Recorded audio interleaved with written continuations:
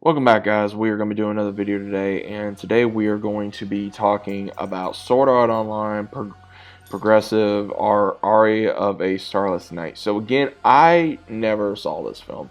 As you guys should already know, I have been catching up on a lot of anime, especially anything with Sword Art Online. I have been trying to catch up as best I can.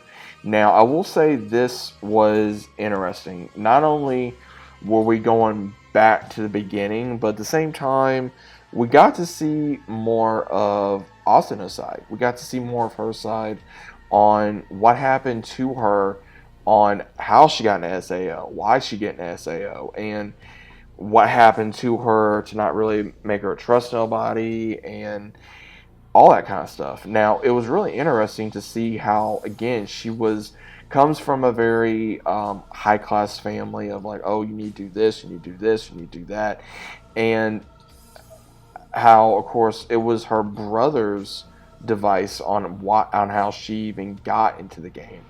And she got into the game because of a friend of hers at school who was a big gamer. And she figured, okay, let me give it a try. Let me try not to be a stick in the mud and try to go ahead and have fun with it.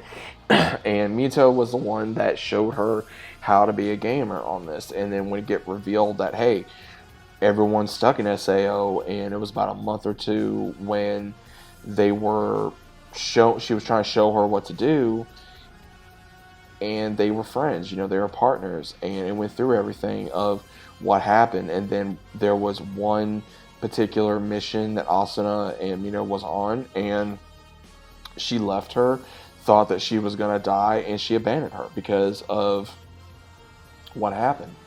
And that's how Asuna almost died, and then she got saved by Kirito, which was cool. And then it was kind of like, okay, did that really happen? Did they retcon a little bit? I could see, from what I remember, I think there was a few retcons in here from the original show, and again, that's fine because it makes sense, I would say, especially Asuna growing a relationship with Kirito as it was growing in the show, but also in the movie, and how many times he saved her already twice, and then she started growing as a character and growing as an individual and a fighter, and revealing when they were on that boss raid that, it was time for her to show what she can do, that she didn't need to rely on her friend, and that her friend realized, oh my god, she's alive, I don't have, like, I felt so guilty, and what do I do? Like, what do I do? Do I say I'm sorry? Do I help her? And it was interesting. It was an interesting kind of like a side story, and that's pretty much what a lot of these movies are, is side stories. And I enjoyed myself. I did. I enjoyed myself.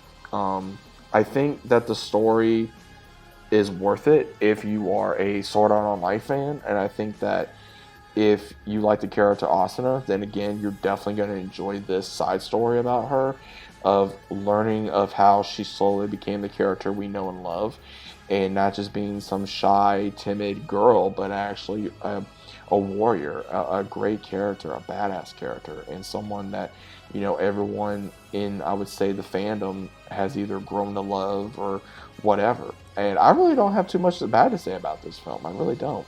It really got to show a lot more on the side, on another side of just Kirito's side, because that was the main thing. Kirito was the main character. He, showed us what happened to SAO players, and what happened with him. We never got to see how Asuna got to where she was, because we never knew. We never knew on what happened with Asuna at all. We never knew.